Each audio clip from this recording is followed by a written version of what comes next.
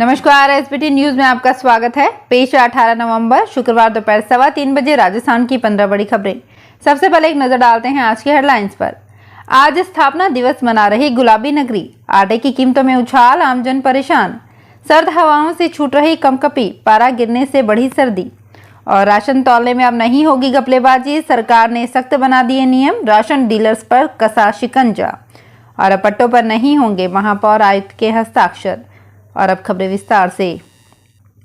विश्व प्रसिद्ध गुलाबी नगरी का आज 295वां स्थापना दिवस है। स्मार्ट सिटी, मेट्रो सिटी के साथ ही विश्व विरासत शहर का दर्जा लिए इस शहर की खूबसूरती और स्थापत्य कला का पूरा विश्व कायल है।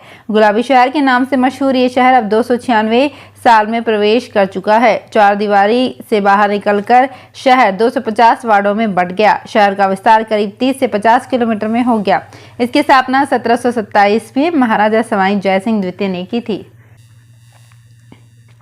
लगातार बढ़ती महंगाई ने लोगों की कमर तोड़ दी है। पिछले एक साल में आटे की कीमतों में 12% से अधिक का उछाल आया है। व्यापारियों के माने तो ये पिछले 8 साल में सबसे अधिक है। ऐसे में आम जन पर आर्थिक भार पड़ रहा है। कृषि विभाग से मिली जानकारी के अनुसार इस बार सवाई माधोपुर जिले सहित प्रदेश भर में मौसम के कारण हर साल की तुलना में गेहूं का उत्पादन कम हुआ है। ऐसे में इसका असर गेहूं व आटे की कीमतों पर पड़ रहा है। जयपुर समेत पूरे राजस्थान में सर्दी ने अपना असर दिखाना शुरू कर दिया है। बीते 48 घंटों में दिन और रात के तापमान में जबरदस्त गिरावट के साथ ही लोगों की कपकपी छूटने लगी है। इस दौरान जहां प्रदेश के करीब 2 दर्जन जिलों में दिन का तापमान 30 डिग्री से नीचे पहुंच चुका है। जयपुर मौसम केंद्र के मुताबिक करीब 5 जिलों में रात का तापमान 10 डिग्री के नीचे दर्ज किया गया है। इससे सर्दी बढ़ी है।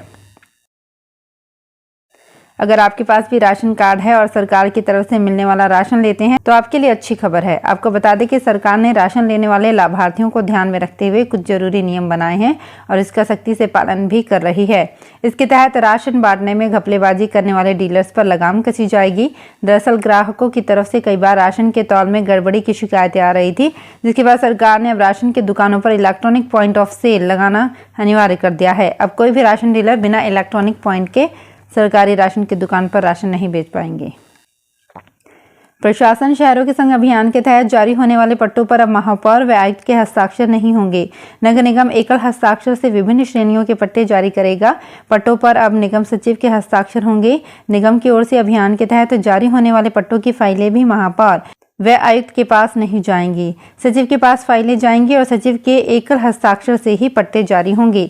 बीकानेर निगम आयुक्त गोपाल राम बिरदा के अनुसार एकल हस्ताक्षर से पट्टे, भू रूपांतरण व भवन निर्माण की स्वीकृतियां जारी होंगी। राजस्थान सरकार ने इसी सत्र से माध्यमिक स्तर के सभी स्कूलों को उच्च माध्यमिक में क्रमोन्नत कर प्रिंसिपल के अलावा वाइस प्रिंसिपल के 12,421 पद स्वीकृत किए हैं। दरअसल माध्यमिक स्कूलों के खत्म होने से शिक्षा विभाग में अब एचएम का पद भी समाप्त कर दिया गया है। ऐसे में वाइस प्रिंसिपल के सभी पदों को डीपीसी से भरने का प्रावधान रखा गया है, लेकिन शिक्षक एचएम की तर्ज पर 50% पदों पर सीधी भर्ती की मांग कर रहा है। शिक्षा विभाग में 16 नवम्बर तक इस मसले पर शिक्षकों से सुझाव मांगे थे। परिचालकों की कमी से जूझ रहे राजस्थान राज्य पथ परिवहन निगम बीकानेर डिपो को 9 और बस सारथी मिले हैं। बस सारथी मिलने से बसों का संचालन बेहतर तरीके से हो सकेगा, साथ ही परिचालकों की कमी पूरी होगी। बस सारथी योजना के तहत परिचालक अनुबंध पर लगाए जाएंगे। बस सारथी लेने की प्रक्रिया शुरू कर दी गई है। बीकानेर डिपो में वर्तमान में परिचालकों की कमी चल रही है। लेक सिटी उदयपुर भले ही पर्यटन के क्षेत्र में न केवल राजस्थान बल्कि देश और दुनिया में भी अपना नाम रखती है, लेकिन यहाँ पर्यटन विभाग कितनी लापरवाही के साथ काम कर रहा है ये केवल वानगी भर है। कुछ दिनों बाद उदयपुर में होने वाले G20 शेरपा सम्मेलन को लेकर पूरी दुनिया की नज़रें हमारे शहर पर है, लेकिन हमारे अधिकारियों को इतनी भी फुर्सत नहीं कि वो स्वयं अपनी ही वेबसाइट की गलतियों को ठीक करवा सकें। जनता को महज 8 रुपये में एक स्थान पर सम्मानपूर्वक बैठाकर शुद्ध, ताजा व पौष्टिक भोजन खिलाने के लिए शुरू की गई इंदिरा रसोई योजना से जनप्रतिनिधियों ने दूरी बनाए रखी है। जालौर जिले में 5 विधायक हैं। इनमें से केवल श्रम राज्य मंत्री सुखराम बिश्नोई ने ही 2.5 महीने पहले सांचौर में इंदिरा रसोई का उद्घाटन करते समय खाना खाया था।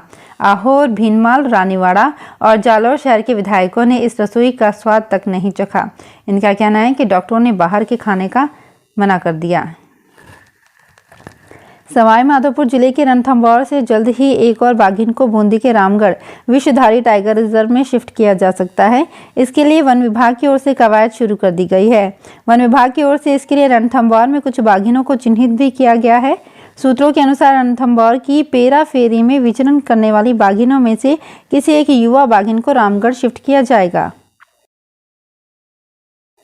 बीते 20 सालों से हो रहे जयपुर ज्वेलरी शो का आयोजन इस साल 23 से 26 दिसंबर तक आयोजित होगा। जेईसीसी में होने जा रहे कार्यक्रम की इस साल की थीम एमराल्ड टाइमलेस एलिगेंस तय की गई है। इस सिलसिले में होटल मैरियट में एग्जीबिटर्स मीट का आयोजन किया गया। मीट में 300 से अधिक एग्जीबिटर्स ने भाग लिया। जेजेएस अपनी पूरी भव्यता के साथ दिसंबर में आयोजित किया जाएगा।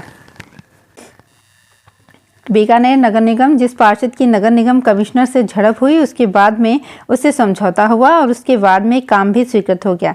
जो पार्षद शांत स्वभाव के हैं, उनके यहाँ कोई कुछ नहीं हो रहा। नेता प्रतिपक्ष का वार्ड इस मामले में पहले नंबर पर है। कभी आयुक्त के धुर विरोधी होते थे, लेकिन आज काम के मामले में वे टॉप पर हैं। जबकि संजय गुप्ता, अकरम गोपीचंद जैसे पार्षद के वार्ड में कोई राशि स्वीकृत नहीं हुई है। बताया जा रहा है कि कमिश्नर से उलझने वाले पार्षदों के वार्डों में 1 करोड़ तक के काम हुए हैं। जयपुर के अतिरिक्त जिला न्यायालय क्रम 2 महानगर प्रथम ने पूर्व राजमाता गायत्री देवी की वसीयत के मामले में उनके पोते देवराज व लालित्या को राहत दी है। अदालत ने इस संबंध में विजित सिंह, उर्वशी देवी और पृथ्वीराज की ओर से दायर अस्थायी निषेधाज्ञा के प्रार्थना पत्र को खारिज कर दिया है। गौरतलब है कि पूर्व राज परिवार के सदस्य पृथ्वीराज, विजय सिंह और उर्वशी देवी ने गायत्री देवी की वसीयत को अवैध घोषित कराने के लिए करीब 11 वर्ष पूर्व दावा पेश किया था। सड़क हादसों में कमी लाने के लिए बीकानेर पुलिस अनूठा प्रयोग करने जा रही है। पुलिस ट्रैफिक नियमों को तोड़ने वालों को एक शॉर्ट फिल्म दिखाएगी। 20 से 30 मिनट की ये फिल्म देखनी होगी, अन्यथा नियमानुसार जुर्माना अदा करना होगा। वहीं दूसरी ओर राजमार्ग के टोल प्लाजा के पास बड़ी स्क्रीन लगाई जाएगी। इस स्क्रीन में हादसों से बचाव के संदेश दिए जाएंगे। ये short film traffic DYSP Ajay Singh Rathore के निर्देशन में तैयार की गई है। अजमेर जिले में खरमोर के पसंदीदा क्षेत्र शोकलिया का जल्द कायाकल्प होगा। यहां खरमोर कंजर्वेशन रिजर्व बनाया जाएगा। इसको लेकर केंद्र और राज्य सरकार के स्तर पर प्रयास शुरू हो गए हैं। अजमेर जिले में शोकलिया, गोयला, रामसर, मंगलियावास और केकड़ी खरमोर के पसंदीदा क्षेत्र हैं। टोंक के गोगेलाव में चिंकारा काले हिरण के संरक्षण के लिए कंजर्वेशन रिजर्व बनाया गया है। इसी तर्ज पर शोकलिया, गोयला, रामसर क्षेत्र में खरमोर कंजर्वेशन रिजर्व बनाया जाएगा। तो फिलहाल इस बुलेटिन में इतना ही, फिर हाजिर होंगे कुछ और बड़ी खबरों के साथ। अगर आप भी अपने आसपास की छोटी बड़ी और महत्वपूर्ण खबरों से अपडेट रहना चाहते हैं तो सब्सक्राइब कीजिए हमारे चैनल एसपीटी न्यूज को और प्रेस कीजिए बेल आइकन पर।